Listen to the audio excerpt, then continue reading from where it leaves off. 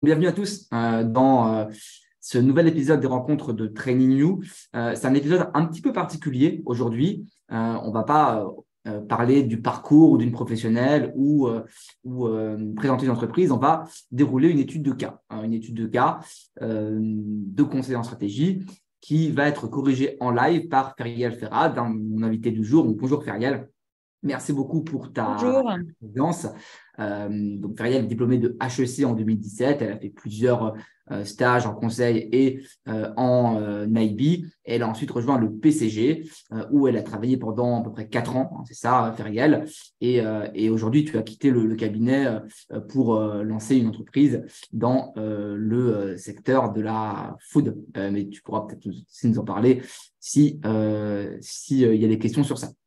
Donc, euh, avant de passer à la résolution du cas et avant de donner la parole à Feriel, peut-être je vais représenter rapidement Training You. Bon, vous me connaissez, moi je m'appelle Guillaume Pommier, je suis le cofondateur de Training You. Avant ça, j'ai fait Sciences Po Strasbourg et l'ESSEC. J'ai travaillé pendant 2 ans dans l'équipe TMT de la banque d'affaires Lazare. Et ensuite, j'ai lancé Training You avec Yong Tsie-Gwan. Donc, vous avez quelques infos sur son profil sur la page en partant d'un constat qui était le décalage entre les cours qu'on a à l'école, qui sont efficaces et parfois un peu théoriques, et les exigences très concrètes des process de recrutement dans certains domaines, en particulier ceux en corporate finance et conseil en stratégie.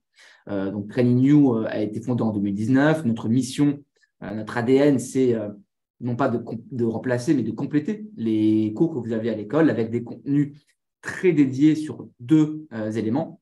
Premièrement, la préparation des entretiens, et notamment l'étude de cas en conseil en stratégie, on va y revenir aujourd'hui avec Feriel.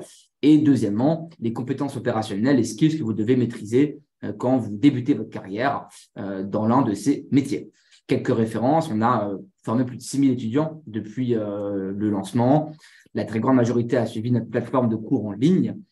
Certains d'entre vous, d'ailleurs, sont déjà abonnés, on vous remercie. On a une 50aine de partenaires avec des assos étudiants, des écoles de commerce, d'ingénieurs et des entreprises du secteur. Et enfin, beaucoup de nos étudiants sont maintenant alumni et travaillent dans des cabinets de la place. Vous avez quelques références. Voilà, merci encore Feriel. Je te laisse gérer la correction de l'étude de cas. Et puis, voilà, je reste là si vous avez des questions. Bon cas à tous. Alors, bonjour à tous. Guillaume m'a déjà présenté, donc on peut directement passer à l'étude de cas. Et si vous avez des questions, on a une petite session de Q&A à la fin. Donc, que ce soit sur le cas en lui-même, sur la structure, sur les entretiens en conseil en stratégie ou sur mon parcours, j'y répondrai avec plaisir.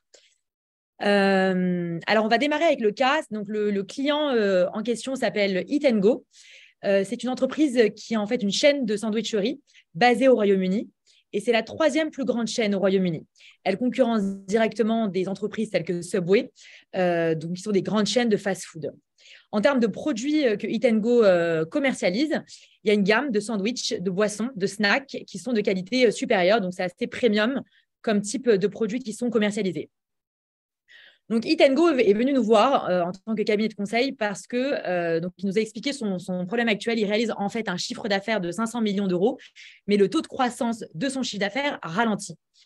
Et donc, le nouveau PDG qui a été engagé essaie de voir comment augmenter ses profits. Donc, il y a une partie réduction de coûts qui est déjà abordée par un autre cabinet de conseil en stratégie.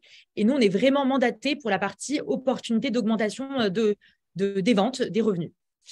Donc voilà, donc nous, l'objet de ce cas, ça sera vraiment d'étudier et d'identifier les opportunités de croissance. Donc voilà pour l'énoncé du cas, ça va être donc interactif, l'ensemble du cas. Donc n'hésitez pas à me poser des questions, n'hésitez pas aussi à intervenir via le chat ou en levant la main et on peut discuter ensemble pour avancer comme un vrai cas pendant les entretiens. Donc, la première chose qu'il faut faire, en fait, quand on a un cas comme ça, c'est de réfléchir à une reformulation. Donc, l'idée, c'est d'être assez synthétique et de montrer qu'on a compris. Et si on n'a pas compris, c'est l'occasion, en fait, de clarifier des points qui sont encore à reclarifier pour pouvoir avancer sur la structure du cas.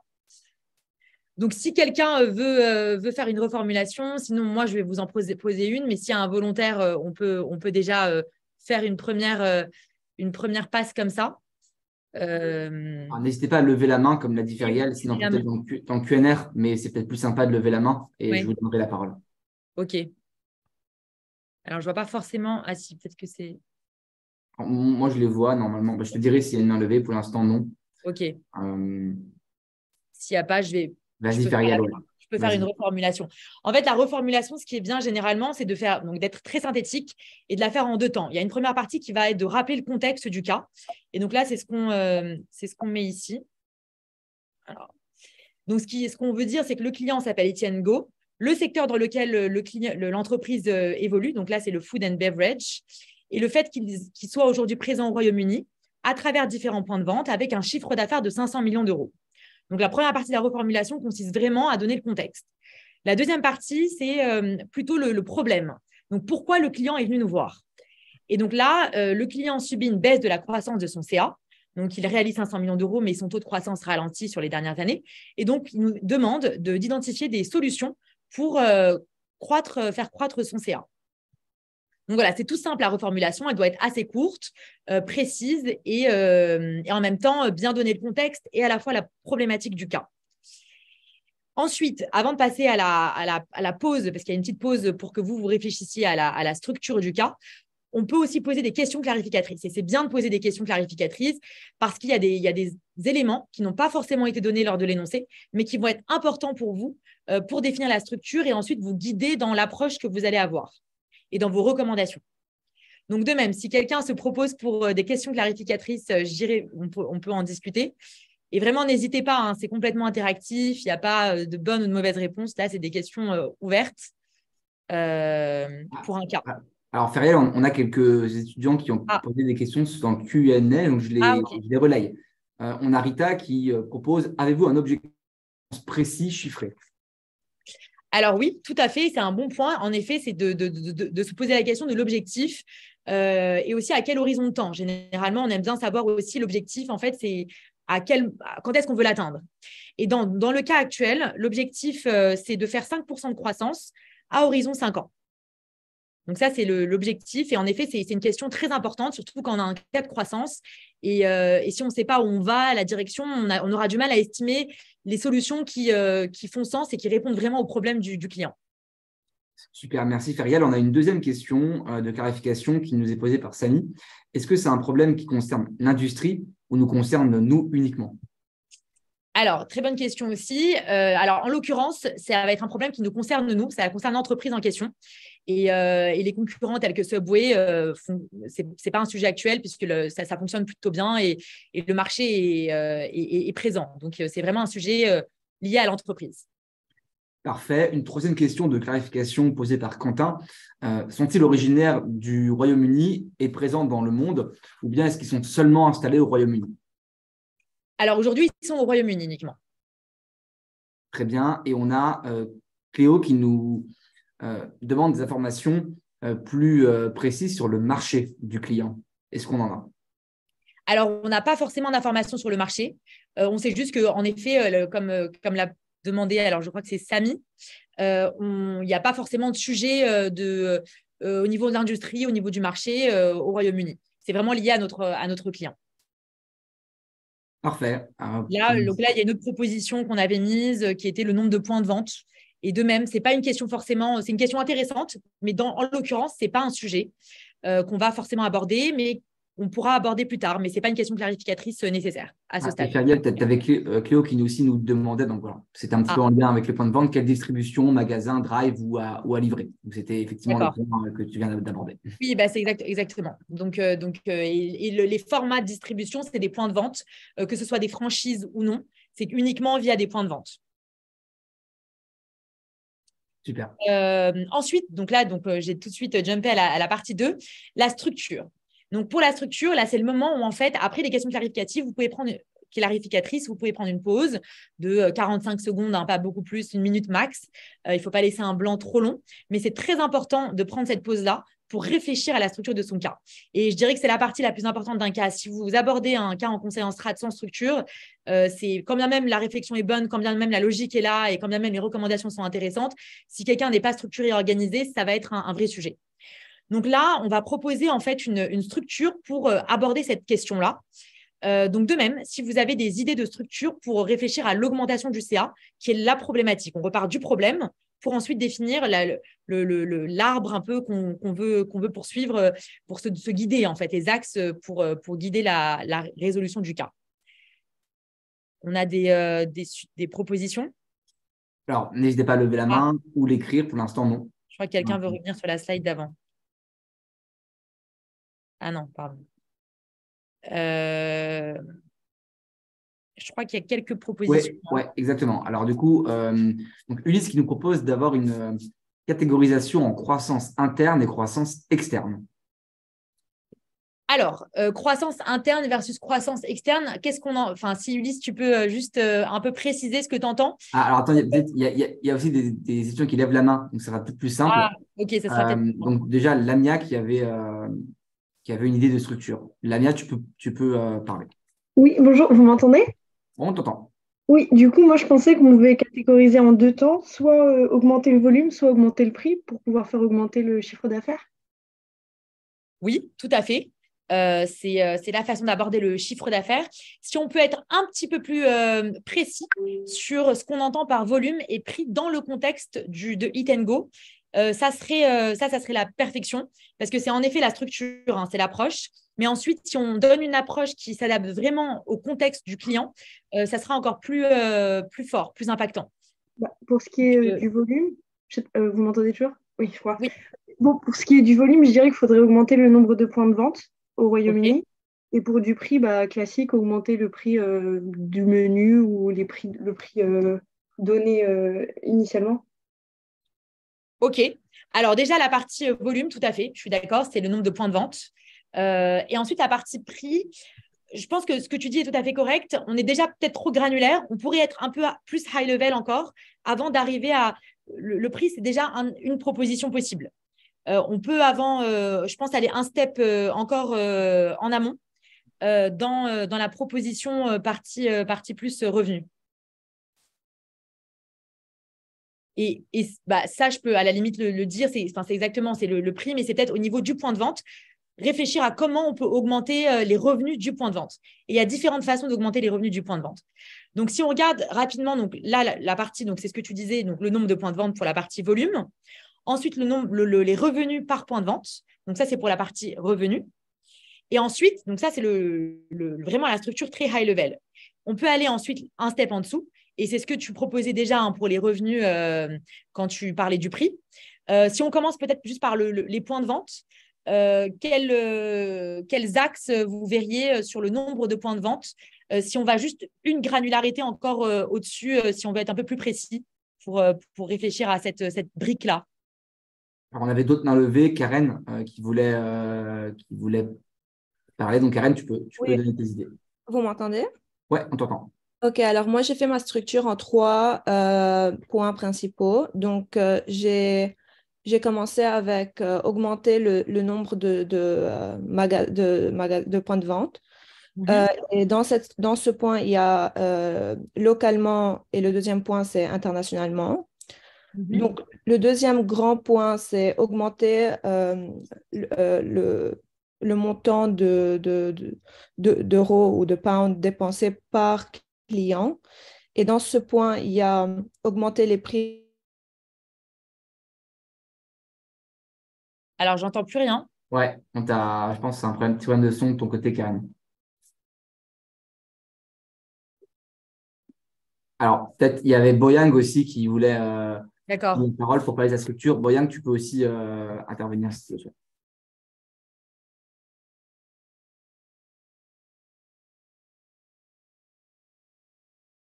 Alors, pareil. Non. Non. Bon, du coup, je sais pas, peut-être peut-être on te laisse continuer. Alors oui, sinon je reprends. Tout à fait, je peux reprendre la main. Mais du coup, donc, je pense que tout le monde avait un peu déterminé la partie nombre de points de vente. Si on peut, ce que tu disais, Karen, c'est tout à fait correct. C'est en effet réfléchir à la fois le local et l'international. Et donc, c'est nous ce qu'on a mis en existant versus nouvelle géographie. Mais c'est exactement la même logique. Hein. C'est de se dire que déjà, il y a des géographies où on est déjà et comment peut-être améliorer le nombre de points de vente là-dedans. Et ensuite, pourquoi pas aller ailleurs. Donc ça, c'est tout à fait correct sur la partie volume. Ensuite, sur la partie revenu, donc là, je pense qu'il y a 2 points qui sont importants. Le premier point, c'est pour chaque point de vente, puisqu'on raisonne au niveau du point de vente, augmenter le nombre de visites. Et le deuxième point que vous avez aussi tous abordé, c'est le panier moyen. C'est combien le client, une fois qu'il est au niveau du point de vente, va dépenser. Et si on va encore à un niveau en dessous, en fait, dans chacune de ces briques, pour le nombre de visites, on peut le décomposer en 2. Le nombre de visites va être décomposé en fonction du nombre de clients qui va entrer dans ce point de vente et au regard de la fréquence aussi par client. Donc, combien de fois un client va venir visiter ce point de vente? Donc, c'est un peu les 2 facteurs qui vont influencer le nombre de visites. Sur la partie panier moyen, il y a 2 facteurs. Donc, le pricing, évidemment, donc le prix qu'on va avoir à notre menu, et le nombre moyen de produits qui vont être achetés. Ça va augmenter notre panier moyen pour augmenter, in fine, les revenus pour le point de vente.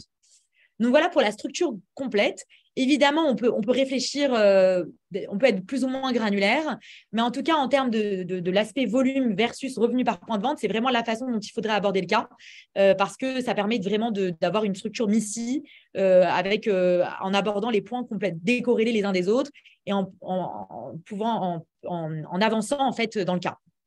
Alors peut-être, Farial, est-ce que tu peux revenir en quelques mots sur c'est quoi en fait l'approche MICI Alors oui, tout à fait. L'approche MICI, donc c'est mutuelle et exclusive. Et donc en gros, c'est se dire que tous les points, toutes les briques que vous voyez là, donc la partie augmenter le nombre de points de vente, les revenus par fin de vente, ce sont des briques qui peuvent être prises indépendamment. Et l'ensemble de ces briques, ensemble, vont répondre à la brique globale, augmentation du chiffre d'affaires. Donc, à la fois, vous avez des briques qui sont indépendantes et qui permettent de répondre à la question, mais l'ensemble de ces briques vous permet d'être exhaustif dans votre approche et dans votre structure. Et c'est important d'avoir à la fois l'exhaustivité, répondre un peu à avoir l'ensemble, ne pas oublier un élément clé, parce que si vous oubliez la partie revenu dans le cas, on ne va pas pouvoir forcément avancer si c'était ça, en fait, le vrai problème du client et c'est le problème qui apportera la solution. Donc, c'est vraiment important d'être exhaustif et en même temps de pouvoir avoir les briques indépendamment avec des modules, en fait, qui peuvent vivre indépendamment. Donc, c'est ça un peu l'approche MICI et c'est ce qu'on recherche quand on réfléchit à une structure pour un cas en conseil en stratégie. Ça marche. Merci, Farial, pour la précision. Voilà. Donc, l'étape naturelle, en fait, qui suit cette étape-là, c'est de s'axer sur chacune des briques. Puisque, comme on l'a dit, elles sont indépendantes. Elles peuvent vivre séparément et on va essayer de comprendre un peu comment aborder chacun de ces points-là et qu'est-ce qui va vraiment faire sens pour notre client. Donc, ce que vous pouvez proposer aux recruteurs, c'est de regarder la brique numéro 1 qui est augmenter le nombre de points de vente. Vous avez identifié les deux principaux axes, les géographies existantes et les nouvelles géographies. Et là, les questions que vous pouvez vous poser, c'est comment y arriver, en fait, au niveau des géographies existantes et comment y arriver aussi au niveau des nouvelles géographies. Donc là, de même, ça peut être interactif si vous avez des idées pour aborder ces questions, parce que l'idée là, c'est très qualitatif comme réponse. C'est se dire comment je vais aborder, comment je vais structurer encore une fois mes réponses et pour mon approche à ces deux briques-là. Alors, je ne sais pas si on a des mains levées ou pas. N'hésitez pas, pour l'instant, on n'a pas de main levée. D'accord. Et est-ce qu'on a des propositions ? Alors, on avait pas mal de propositions pour la structure, mais pas encore pour ça. D'accord. Bon, peut-être on vous laisse 10-15 secondes si vous souhaitez. Oui, on peut rester un petit peu de temps pour réfléchir. Peut-être comment faire déjà sur les géographies existantes pour augmenter le nombre de points de vente. Alors, on a des idées. On a Charlotte qui nous propose, comme c'est premium, peut-être en ville vers des centres d'affaires en fonction du revenu disponible. En fait, elle est ciblée des populations aisées. On a ensuite Quentin qui nous propose de faire un mapping des points de vente de nos concurrents pour justement décider des implantations. Ouais. Alors, Sébastien, tu nous dis on a les canaux de distribution. Oui, j'imagine que c'est aussi de se dire, aujourd'hui, on est sur des points de vente peut-être en propre ou via des franchises, peut-être développement, peut-être des centres commerciaux où c'est pas forcément en propre, mais c'est des modèles hybrides avec d'autres points, en mix d'autres points de vente ou en ligne, par exemple. J'imagine que c'est ça, peut-être les différents types de canaux de distribution. Toutes ces idées sont hyper intéressantes. Sur les géographies existantes, je pense que En effet, un mapping, c'est hyper intéressant de démarrer par ça, de se dire, d'abord, avant même de regarder les concurrents, c'est un mapping donc d'ensemble de nos géographies à nous. Où est-ce qu'on est présent au UK? Donc, on est au Royaume-Uni, certes, mais au Royaume-Uni, on va vraiment se focaliser sur les villes où on est présent. Et dans ces villes-là, en effet, c'est de regarder, je pense que le point de Quentin est tout à fait pertinent, les concurrents qui sont déjà présents, et de voir peut-être, nous, notre part de marché par rapport à nos concurrents. Et de se dire peut-être qu'on a une pénétration qui est trop faible et qu'on peut, on a un seul point de vente peut-être sur une zone géographique donnée, qu'on peut ouvrir un deuxième point de vente parce qu'on pourrait avoir davantage de parts de marché, parce que nos concurrents en ont plusieurs, parce qu'on peut faire mieux que la pénétration qu'on a actuellement. Le point de Charlotte aussi sur la partie revenu, c'est aussi pertinent, c'est de se dire qu'on peut filtrer les villes aussi par le revenu disponible. En effet, on vend des sandwichs qui sont premium, donc assez chers. Et il y a peut-être des villes où aujourd'hui on est présent et où les revenus sont beaucoup plus élevés en moyenne. Et donc là, on peut essayer de pénétrer encore plus en ajoutant un deuxième, troisième point de vente. Et de même, en fait, c'est un mapping qui est lié généralement, on regarde différentes variables, à la fois la présence des concurrents, à la fois les revenus et donc la taille du marché et de notre marché, donc le target addressable market, qui est vraiment le marché qu'on adresse, nous, en tant que en tant que fabricant de sandwich premium. Donc là, clairement, c'est ce qu'il faut faire. Et c'est en fonction de ces variables-là, se poser la question si c'est pertinent ou non d'ajouter un deuxième point de vente. Et je dirais même qu'il faut regarder son point de vente aussi. Est-ce qu'il est déjà à sa capacité maximale ou pas? Si c'est un point de vente en fait qui fait 50% de capacité et qui peut encore absorber du flux supplémentaire, il n'y a peut-être pas de sens à ajouter un deuxième point de vente à côté dans la même géographie parce qu'il va juste cannibaliser ses ventes, ils vont se spread pour rien. Donc ça aussi, c'est important dans les variables de regarder vraiment ce que réalise aujourd'hui notre point de vente. Et si c'est vraiment un sujet au niveau de notre point de vente parce que c'est un supermarché, des revenus intéressants, bah là, il faut aller sur le point 2 qui est comment augmenter les revenus pour mon point de vente, ce qui n'est pas l'objet de cette brique aujourd'hui. Le point de Sébastien, les canaux de distribution, tout à fait, on peut réfléchir à des canaux en ligne ou autres, une fois qu'on a fait ce mapping, une fois qu'on a évalué la pertinence de la géographie existante. Donc ça serait un point vraiment 2 qui est de se dire comment en fait j'ajoute un point de vente et en effet un canal de distribution peut être un point pertinent. Donc parfait, merci beaucoup pour vos réponses. Sur la partie nouvelle géographie, on peut faire ça rapidement. Alors pareil, si vous avez des idées, n'hésitez pas. On a Rita qui avait levé la main, mais qui ne l'a plus. Ouais, Rita, tu peux donner tes idées. Au niveau des nouvelles géographies, moi je pensais à plusieurs critères. Donc voir dans le taux de croissance au niveau de l'industrie et la compétition, les barrières à l'entrée aussi en ce moment dans d'autres géographies et aussi la segmentation des customers pour voir est-ce que ça match avec notre clientèle à nous. Donc, plusieurs critères et après, en fonction des critères, choisir une zone géographique qui matche tous nos critères. Exactement.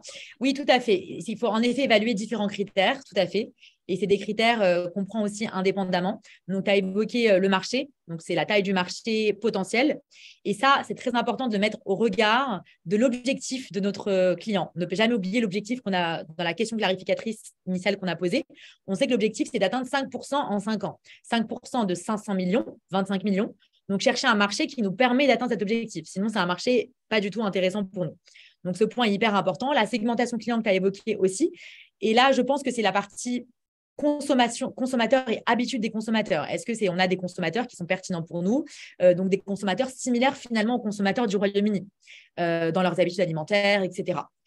Un autre point, c'est la concurrence que tu as aussi évoqué. En effet, où sont nos concurrents? Est-ce que ça et donc c'est lié au marché. Si nos concurrents sont présents, c'est que potentiellement le marché est là. Est-ce que vous voyez d'autres points? Il y a aussi d'autres points. Donc là, c'est très bien, c'est lié au marché, au niveau consommateur. Il y a peut-être une autre brique qu'on peut juste regarder, à laquelle on peut penser aussi dans une perspective de croissance à l'international. Alors, on a Boyan qui voulait intervenir. Boyan, tu peux parler. Vous m'entendez bien cette fois? Oui, là, on t'entend. Super. En fait, je ne sais pas si c'est raisonnable de penser aussi au processus et l'organisation de notre client. C'est-à-dire ne pas que analyser le marché, mais aussi regarder à l'interne comment on va faire réaliser notre projet, notre nouvel point de vente.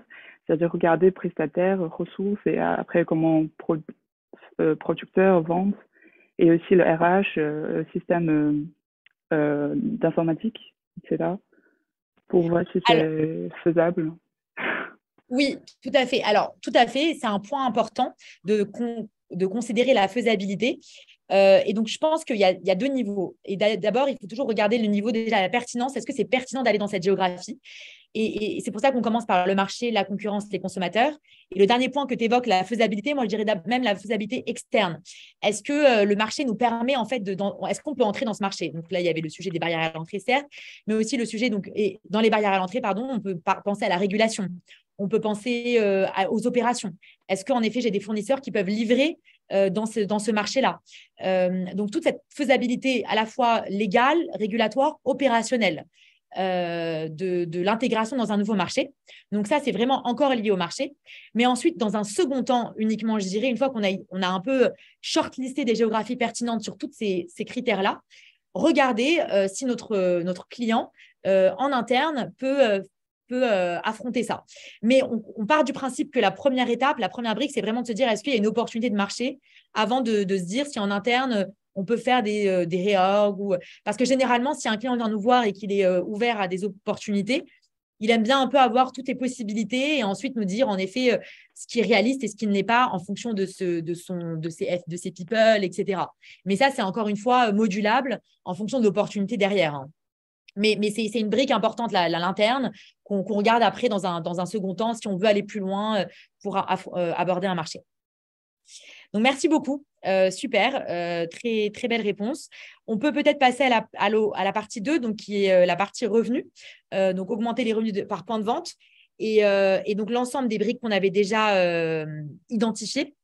Et de même, donc là, on peut réfléchir en fait sur la partie 1, donc le nombre de visites, à des leviers pour augmenter en fait le nombre de clients, la fréquence de passage des clients dans chacun des points de vente.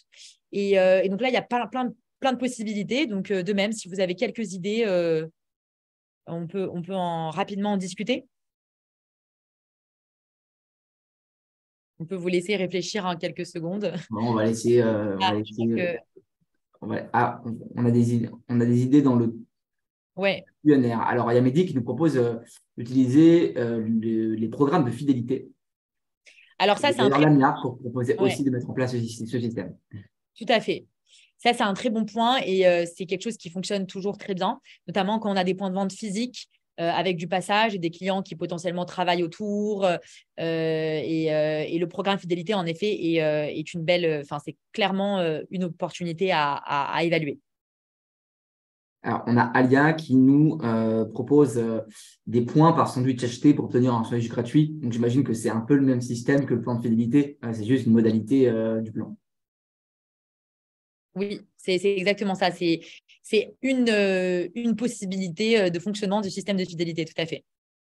On a Johan qui nous propose de renouveler les produits pour attiser la curiosité des clients assez réguliers. Donc, peut-être avoir une rotation des sandwichs ou des produits plus fréquentes.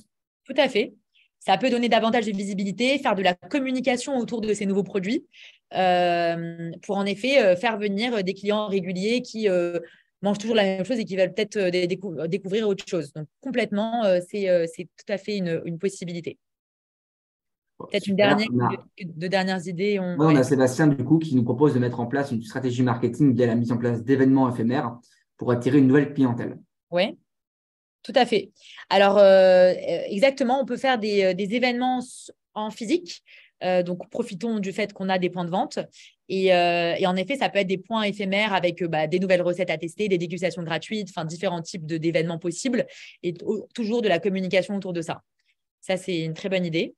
Alors, il y a Lamia qui propose une idée un peu originale, un système d'abonnement sur les points de vente. Oui. Alors, c'est vrai que c'est moins fréquent pour le coup, c'est plus un système de fidélité. On gagne quelque chose, mais de même, un système d'abonnement, je pense que ce que tu proposes, c'est vraiment le recurring des revenus qu'on va assurer en ayant un abonnement. Et clairement, si on y arrive, c'est top. Ça ne coûte rien de proposer un abonnement. Dans les faits, je pense que pour une sandwicherie, c'est peut-être un peu difficile que le client final s'abonne parce que les envies peuvent changer, surtout dans la food. C'est quand même difficile hein, d'assurer en fait un revenu recurring de clients, quand même c'est des clients réguliers. Donc, je pense que moi, mon avis, c'est que la fidélité fonctionnera davantage si moi, j'ai travaillé dans cette entreprise et que je devais mettre en place quelque chose.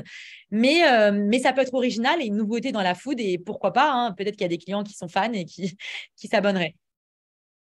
Alors, on a encore deux autres idées. Cléo qui nous propose des menus ou des offres adaptées aux besoins. Exemple, le menu du midi pour ceux qui travaillent. Peut-être de faire un petit peu des menus sur mesure selon les envies des consommateurs. Oui, tout à fait. Ça, je pense que c'est quelque chose que les clients font déjà. Mais on peut en effet travailler des menus aussi pour… donc là, tu as proposé le midi, donc voir en effet en fonction de l'horaire. C'est clairement ça. Ou même le goûter, si c'est un peu plus léger parce qu'il y a moins de personnes qui viennent prendre un snack, peut-être proposer des offres ou des produits un peu plus d'appel sur des produits qui marchent un peu moins dans la journée. Donc oui, tout à fait, on peut proposer ça. Donc merci beaucoup. Je pense qu'on a pas mal d'idées là pour cette partie-là. Et je pense que c'est tout à fait des idées implémentables et ce que rechercherait potentiellement un client. En réalité, il y a beaucoup de ces idées que le client fait déjà. Hein. Donc c'est pour ça que je vous expliquerai la suite et comment on va continuer. Mais c'est des choses que les clients ont déjà pas mal implémentées. Sur la partie peut-être pricing, avant de passer à la suite, si on réfléchit à une augmentation du prix, parce que quand on pense à augmenter le panier moyen, on pense directement à l'augmentation du prix du menu. Qu'est-ce que, en tant que nous, cabinet de conseil en stratégie, on devrait recommander aux clients de faire et faire même nous-mêmes pour en amont d'une quelconque augmentation de prix pour n'importe quelle industrie? Alors, on a Pierre qui voulait intervenir sur ce sujet. J'allais dire qu'on pouvait peut-être faire une analyse de l'élasticité prix pour savoir quel risque on a en termes de perte de volume si on augmente le prix de manière trop importante. Tout à fait. C'est exactement ça. Il faut faire une analyse d'élasticité prix. Et donc, l'idée, c'est en effet de définir le prix, un seuil de prix, au-dessus duquel, en fait, les clients n'achèteront potentiellement plus. Et donc, il faut définir le prix un peu maximum et ce seuil-là. Donc, c'est exactement ce qu'il faut faire. Et donc, comment on y arrive pour définir ça ou juste de manière plus globale, qu'est-ce qu'on peut regarder aussi pour définir un peu le prix, un prix moyen qu'on pourrait mettre au menu, que ce soit Pierre ou quelqu'un d'autre. Hein. Ouais, donc Pierre, normalement, tu peux encore parler si tu veux mettre la réponse. Sinon... Ok, non, j'allais proposer, on peut peut-être faire des tests sur certains points de vente pour avoir un peu de données. Oui, on peut faire des POC de tests de prix. Après, c'est quand même un peu risqué si on augmente en fait le prix, c'est l'image du point de vente qui peut aussi être affectée. Donc, peut-être même en amont de même un quelconque test, il y a des analyses qu'on peut faire. Donc, c'est l'élasticité prix, tout à fait. Je pense qu'on a eu des réponses. Oui, on a Ulysse qui nous propose de faire un benchmark. Oui, ben voilà, tout à fait. C'est de se dire, donc ça rejoint l'idée d'élasticité, etc. C'est de se dire, voilà, on va vraiment évaluer concurrent par concurrent sur le sandwich premium, le niveau de prix pour les catégories de produits qu'on vend en commun, les boissons, les sandwichs, les desserts, etc. Et voir leur moyenne et nous, où est-ce qu'on se positionne par rapport à cette moyenne. Donc, c'est tout à fait ça. Il faut absolument regarder la concurrence.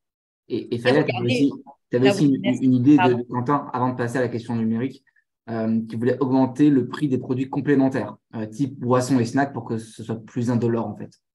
Oui, alors c'est une bonne idée. Ça peut être, je pense que donc on fera toujours le benchmark, on fera toujours la willingness to pay pour être sûr qu'on n'est pas trop élevé, mais c'est une très bonne idée de se dire qu'en fait, sur le produit qui est clé, qui est le sandwich, a priori même le midi, le client va vraiment regarder ce prix-là. Sur les produits annexes, on peut essayer d'augmenter un petit peu plus le prix, quitte à être même au-dessus de la concurrence sur certains produits parce que c'est justifié par la qualité ou parce que c'est des produits connexes qui sont un peu un plus pour se faire plaisir et que dans tous les cas, le consommateur achètera. Donc oui, ça peut être une bonne idée. Sans impacter, sans grand risque en fait pour le point de vente. Hein. C'est surtout ça qu'il faut se dire, c'est le risque de perte de clientèle si le prix est trop élevé. Super. Merci. On peut passer donc maintenant une fois plus à la résolution et plus à la partie solution du cas, parce que là, on a exploré toutes les options au regard de la structure qu'on avait énoncée initialement, les approches aussi qu'on aurait eues pour chacune des briques. Maintenant qu'on a ça, en tant que recruteur, on va vous guider sur ce que le client souhaite réaliser. Une fois on imagine qu'on a fait un peu ces analyses et qu'on a un peu approfondi tout ça. En l'occurrence, le client, il est intéressé par la piste de l'expansion internationale et il réfléchit à la France comme premier pays dans lequel il va s'implanter pour des considérations de proximité géographique, d'habitudes consommateurs dont on a évoqué et de potentiels marchés intéressants. Et donc, tout l'objet pour nous, c'est en effet de creuser un peu ça et d'évaluer vraiment cette opportunité.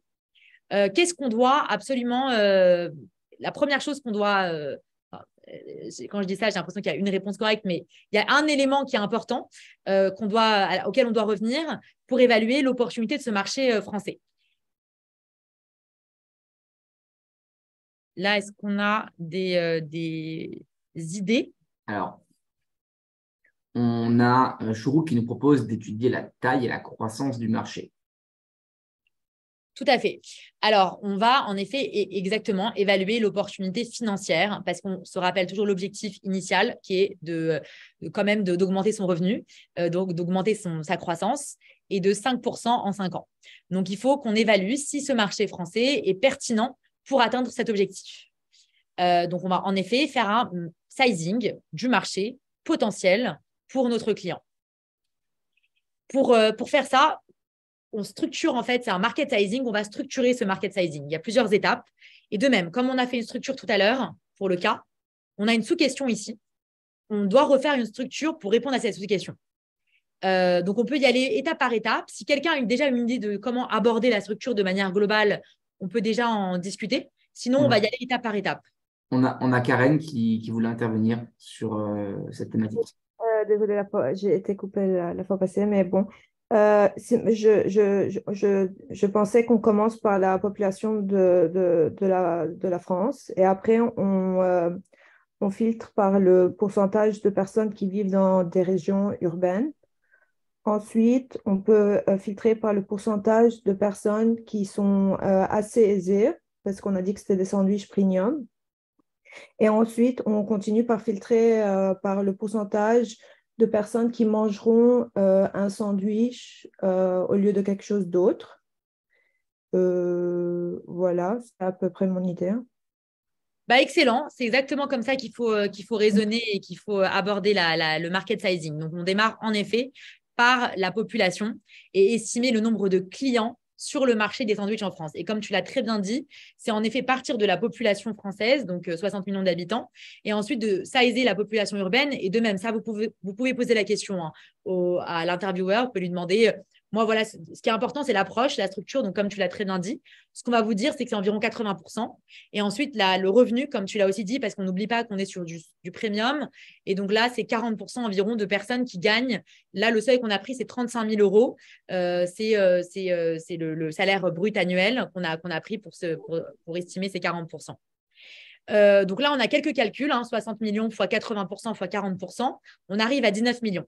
Sur un cas, je fais un petit aparté, c'est important quand même d'avoir une certaine fluidité dans le calcul. Donc là, il est déjà écrit, il est déjà calculé, mais vous, il faut que vous sachiez de tête assez rapidement ou prendre une feuille, un papier si vous voulez, mais assez rapidement faire ce calcul-là pour avoir le 19 millions. C'est quelque chose qui sera quand même attendu. Ce n'est pas le plus critique, mais c'est quand même la fluidité dans le calcul. Ça permet en fait aussi de se sentir plus à l'aise. Donc, c'est bien de s'entraîner à ça quand on prépare aussi ces 40. Donc, c'était un petit aparté.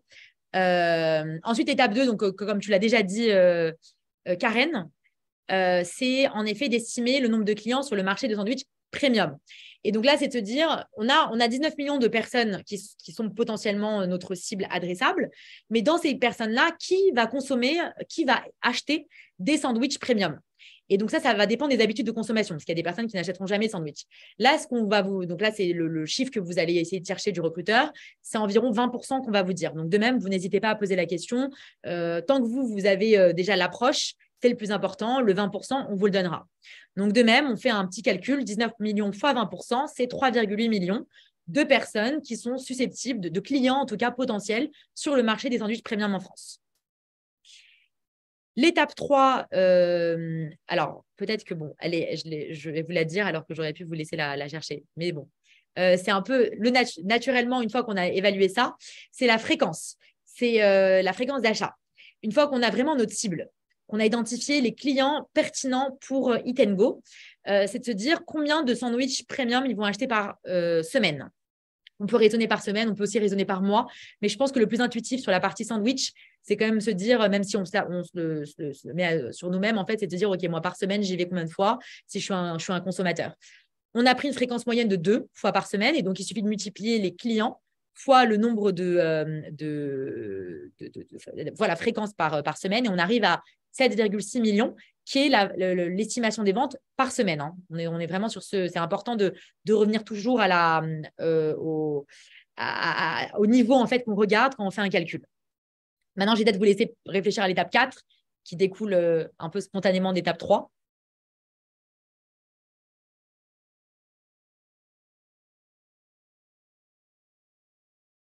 Alors, on attend quelques réponses. Ouais. On en a le prix. Donc, on multiplie par le prix moyen du sandwich. Et donc, ça va nous donner, si on multiplie par le prix moyen, ça va nous donner donc le marché hebdomadaire. Et ensuite, si en effet, on multiplie par le nombre de semaines ouvrées en France, là, on aura la taille du marché au niveau annuel. Et on raisonne là, on a fait hebdomadaire juste par rapport à la fréquence d'achat parce que c'est plus intuitif. Mais à la fin du cas, il faut le fermer en ayant un revenu potentiel annuel. Pardon, pas un revenu, une taille de marché potentielle annuelle. Et donc là, on a pris le prix qu'on va vous donner, c'est 15 €. Donc 15 €, c'est pareil. Vous le demandez. On peut se dire qu'un sandwich premium, c'est environ c'est à ce prix-là, mais on va vous dire le prix que vous allez utiliser pour votre calcul.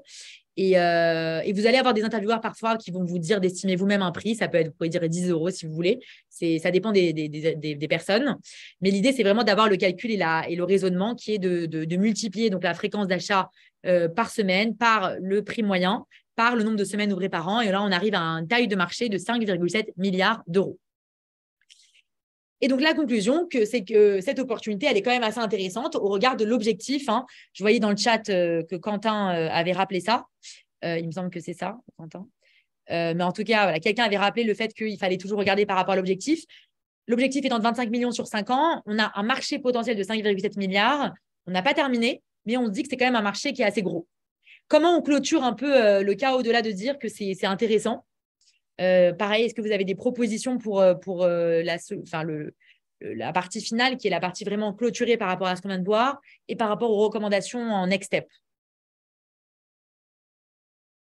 Alors, on a Quentin qui voulait intervenir sur la recommandation. Oui. Est-ce que vous m'entendez bien? Oui.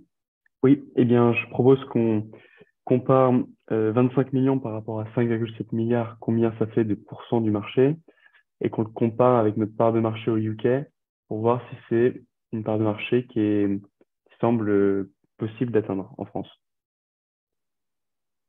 Alors oui, j'ai juste raté la première partie. Tu disais que donc on regarde la part de marché qu'on a aujourd'hui au UK pour donner un ordre de grandeur de ce qu'on pourrait atteindre en France.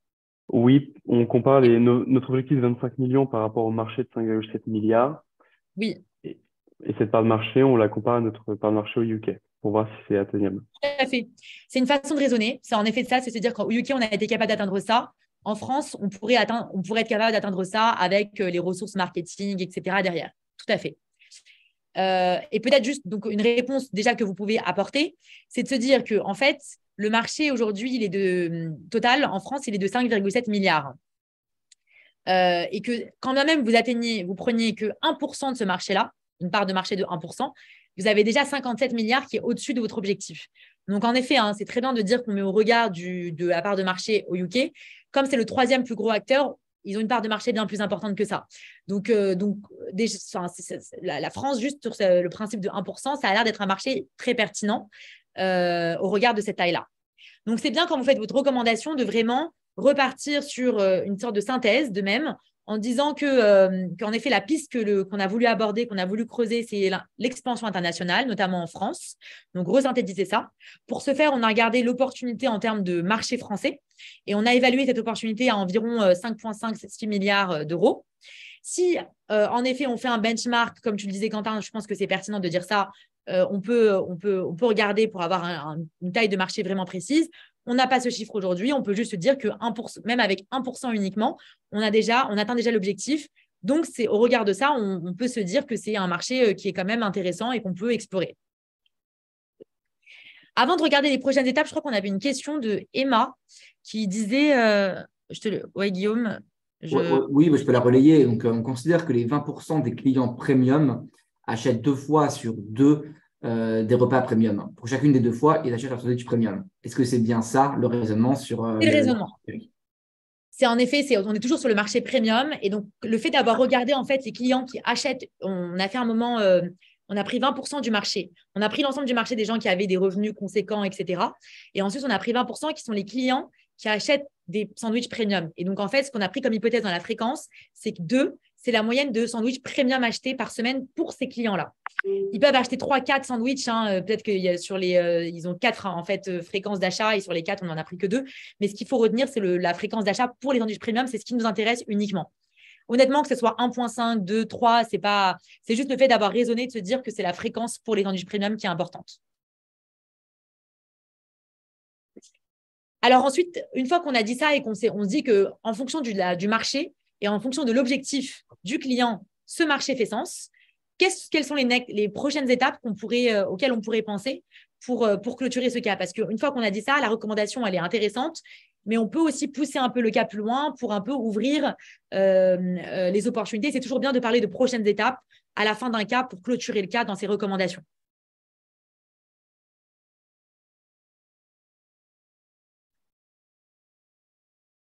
Alors, est-ce qu'on a des intervenants? Pour l'instant, non. Donc, les prochaines étapes pour notre client. On peut y aller alors. Vas-y, Feriel. On ne l'a pas, ouais, ok. Alors, une étape, c'est bien de structurer aussi les prochaines étapes. C'est de regarder, une fois qu'on a regardé la taille du marché et la pertinence, c'est de regarder la faisabilité de l'entrée sur le marché.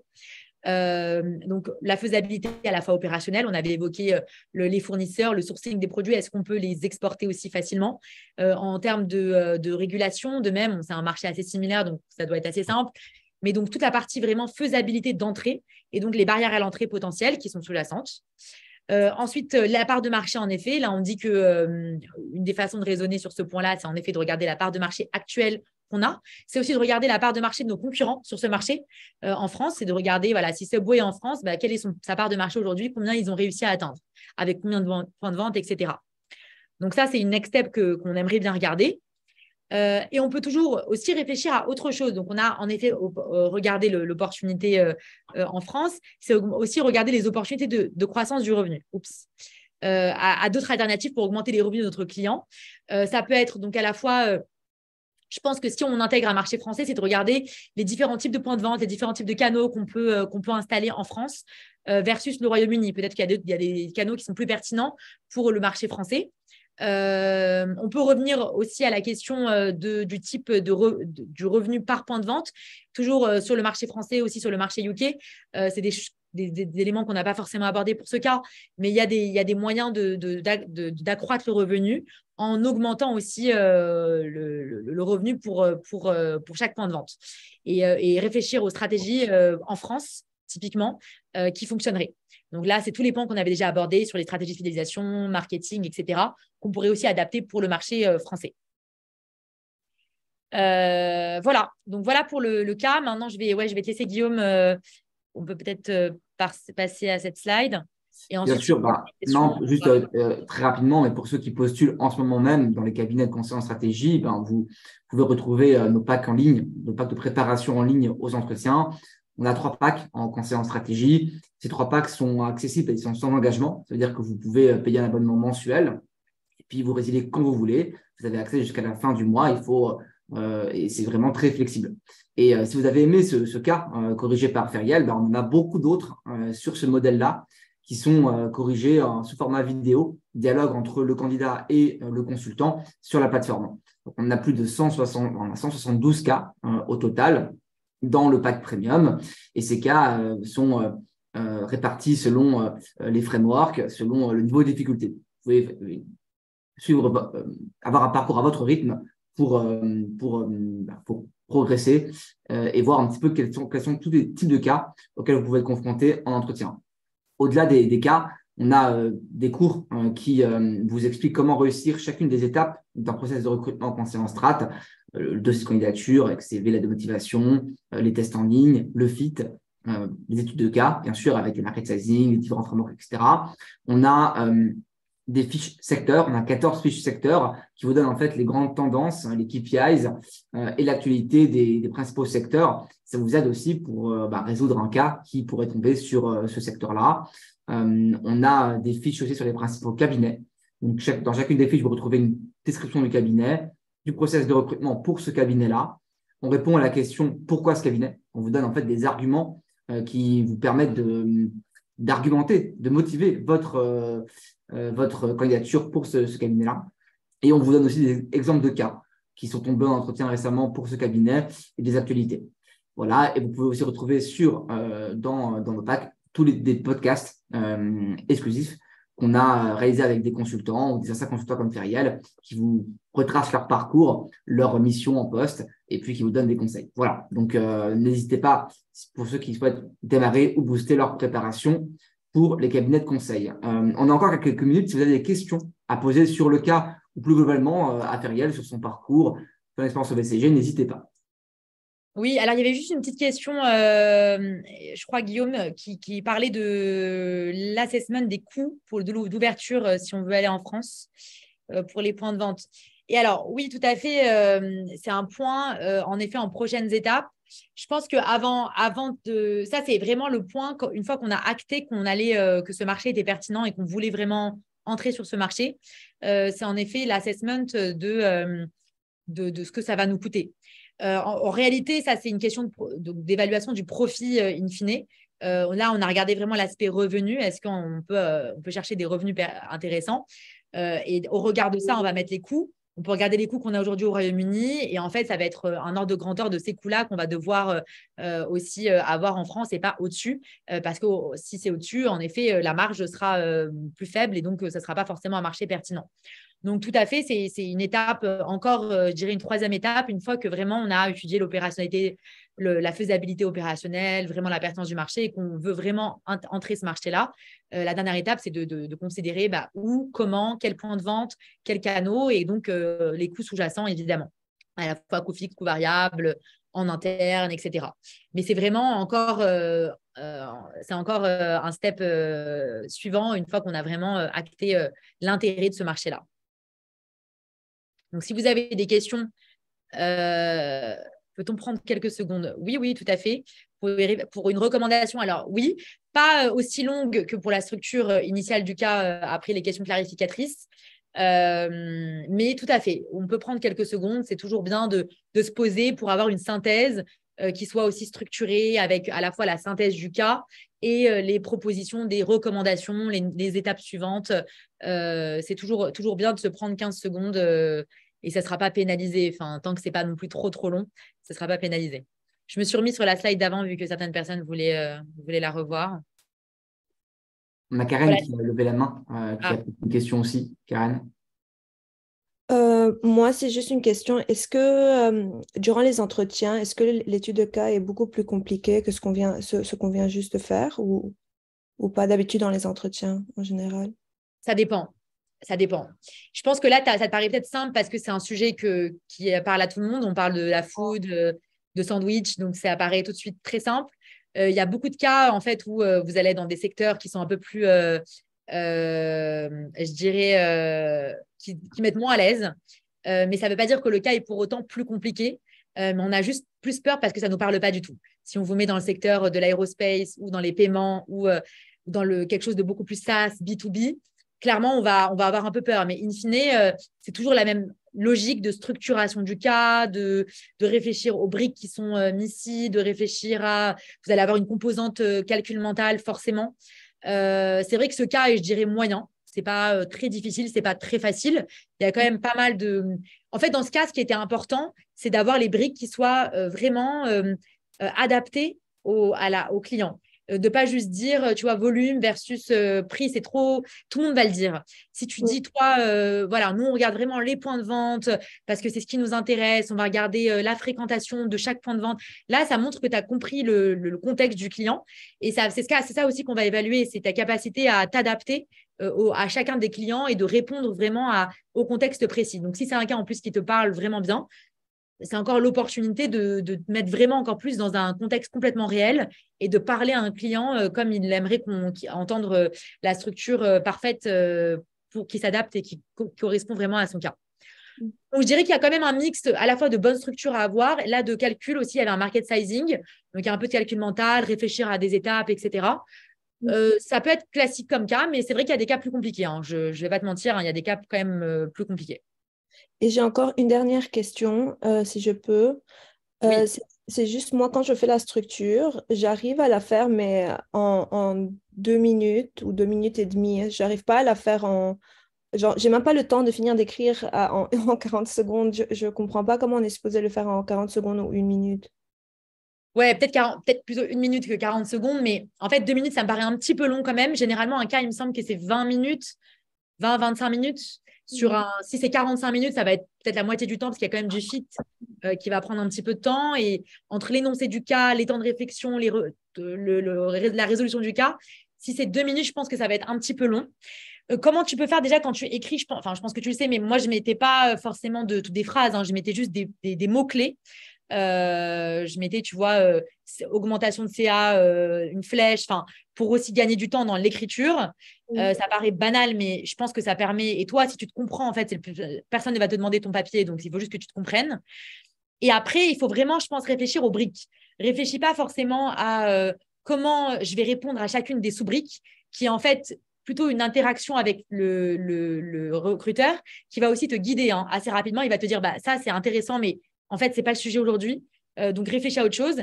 Donc, ce qui est hyper important, c'est que tu réfléchisses à toutes les briques. Je veux voir ça, je veux voir ça, je veux voir ça, et comment elles sont mises entre elles et comment elles sont aussi connectées entre elles si elles sont connectées. Je dirais que c'est vraiment ce sur quoi tu dois te focaliser quand tu réfléchis à une structure. Et les questions de comment y arriver, donc l'approche pour chacune des briques, clairement, oublie pour la structure parce qu'en effet, en 1 minute, tu n'auras pas le temps. Et c'est vraiment ce qu'on fait en étape 2 ensemble. Et ça ne sera pas attendu de toi. Nous, moi, en tant que recruteur, ce qu'on va vraiment attendre, c'est de se dire, est-ce qu'elle a identifié tout ce qu'il fallait identifier et est-ce que ça fait sens au regard du contexte du client et est-ce que c'est une approche ici que je peux prendre les briques un peu, les modules un peu séparément et est-ce qu'elle répond vraiment à la question et à l'objectif qui a été donné. Voilà.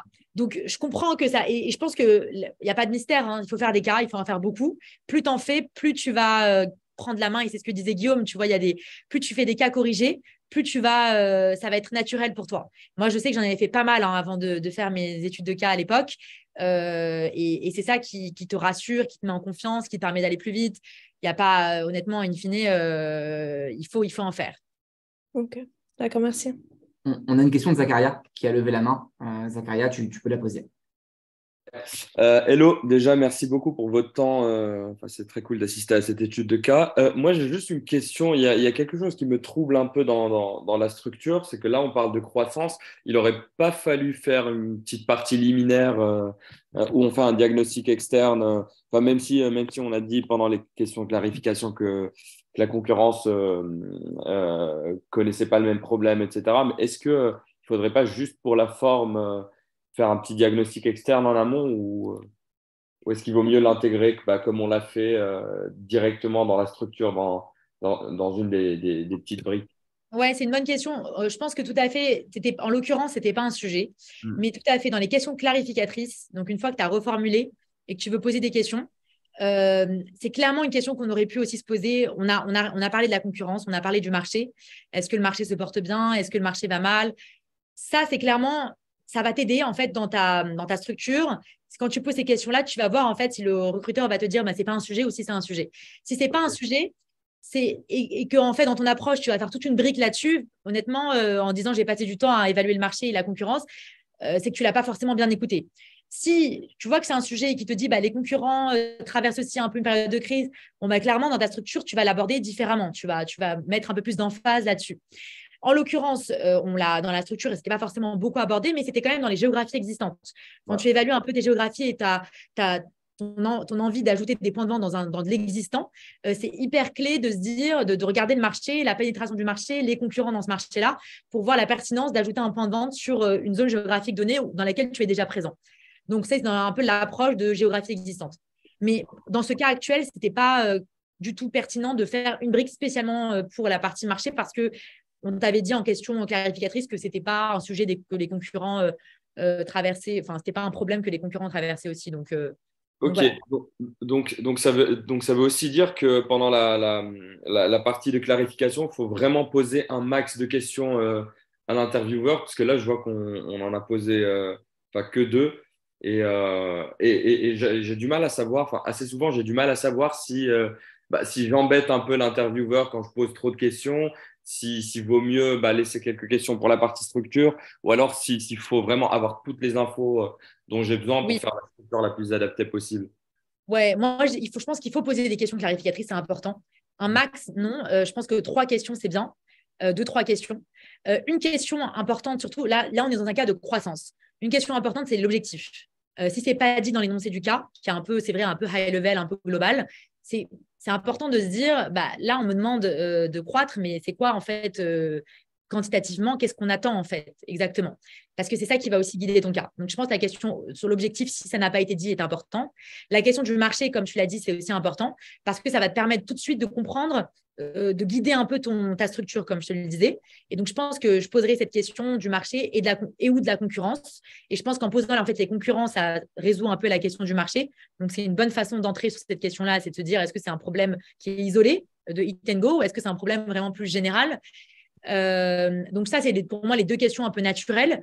Après, les questions de scope, tu peux toujours dire, est-ce que c'est en France? Est-ce qu'ils sont déjà à l'international? En croissance, il y a plein de possibilités, mais je pense 2-3 questions pour te mettre un peu en confiance et pour l'objectif aussi, avoir l'objectif si tu ne l'avais pas eu, c'est important. Et en effet, si tu en poses 5, l'intervieweur va être peut-être un peu excédé en se disant, bon, c'est peut-être un peu trop, il faudrait peut-être qu'il passe à sa structure. Je pense que moi, j'avais pour j'en posais 2-3, quoi. Ok. Tu veux un nombre moyen de questions. Il n'y a pas de règle, mais tu vois, pour la fluidité du cas, c'est quand même bien de se dire qu'il ne faut pas en avoir trop, mais il faut quand même en avoir. Ok, parfait. Merci beaucoup. Feriel, on a quelques questions dans le Q&A. Je propose peut-être qu'on en prenne 3 pour clôturer cette session. Okay. La première de Auguste, dans les leviers d'augmentation du revenu, le product mix aurait-il pu être une solution? Oui, je crois qu'il y avait une des briques qui disait le nombre de, on peut revenir à la slide, mais c'était le nombre de produits dans le panier. Et en effet, on peut jouer là-dessus, puisque en effet, quand on joue sur le nombre de produits dans un panier, on joue en fait in fine sur le product mix. On va regarder les produits qui ont une belle marge et on peut pousser d'ailleurs ces produits-là. On peut regarder en effet. On peut se dire, voilà, tous mes produits sont les suivants. Je sais que sur le sandwich A, je fais une marge de 50%. Sur le sandwich B, je fais une marge de 30%. Je vais essayer davantage pousser mon sandwich A. Et donc là, je crois que c'était un peu la brique qui disait le nombre de produits dans mon panier, qui en fait, et on aurait pu le dire, c'est vrai de manière plus concrète, c'est le mix produit sous-jacent. Et c'est tout à fait un bon point. On va pousser des produits qui nous rapportent davantage et donc pousser un panier intéressant. On peut jouer sur des formules qui mettent en avant ce panier-là, sur des packages de produits en poussant un peu plus ces produits. Enfin, il y a plein de façons de faire. Ou du marketing, on va communiquer davantage sur un produit parce que en fait, ce produit-là est plus intéressant en termes de marge. Dans la vitrine aussi, quand on arrive dans le point de vente, c'est le produit qu'on va voir en premier. Enfin, il y a différentes façons de pousser ces produits-là. Mais tout à fait, le mix produit est tout à fait pertinent. Ok, la deuxième question, notamment pour la question numérique, est-ce qu'on doit faire un maximum de calculs de tête ou peut-on poser les calculs? Alors, si tu dis poser les calculs, c'est écrire sur un bout de papier. On peut complètement écrire sur un bout de papier. Personne ne s'en voudra pour ça. C'est tout à fait possible. En général, sur des pourcentages, on peut les faire de tête. Je pense que sur un pourcentage, il y a des tactiques pour y arriver. Tu prends en gros 10% et après, tu multiplies par x3, x4 en fonction du pourcentage qui est le pourcentage recherché. Je pense que c'est la façon de faire la plus simple. Mais tu peux, en effet, si c'est il y a des virgules et que c'est un peu tricky, mieux vaut poser, prendre 10 secondes et l'écrire et ensuite donner le résultat, plutôt que de bafouiller, de perdre ses moyens et ensuite de dire un chiffre qui n'était pas du tout ça. Donc ça, oui, tu peux complètement poser. Ce qui est aussi hyper important quand on fait un calcul mental, c'est l'ordre de grandeur. Si on se trompe, ça peut arriver. Mais si on se trompe de fois, en gros, une puissance de 10, ça peut tout changer. Hein. Si on dit 50 millions au lieu de 5 millions, la réponse, en fait, au cas peut être intéressant ou peut être pas intéressant. Typiquement, la part de marché, là, on disait que c'est à peu près 57 millions. Si on s'était trompé et qu'on avait dit 5,7, on aurait répondu au cas en disant que ce n'était pas pertinent et qu'on n'allait pas en France. Donc, l'ordre de grandeur aussi est hyper important. Dernière question, est-ce que tu as des exemples de questions que l'on peut poser à la fin du cas, dans la partie Q&A? Alors peut-être, j'imagine, plutôt dans la partie Next Step ou après le cas. Tout à fait. C'est exactement ça. Moi, je pense que c'est des questions next step. En effet, on a eu des next steps intéressantes. On a eu aussi une question de quelqu'un qui a abordé la partie plus interne, réfléchir au coût. Ça, c'est pourquoi pas un peu élaborer sur des solutions comme ça. On peut aussi juste pousser davantage de solutions créatives. Moi, j'irais faire ça, je ferais ça.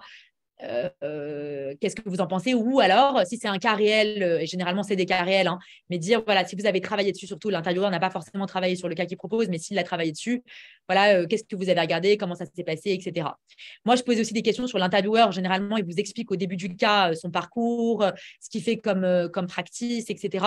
C'est bien de bien noter ça, d'avoir ça en tête pour ensuite reposer des questions plus personnelles sur l'intervieweur parce que ça va aussi ensuite ouvrir la partie fit.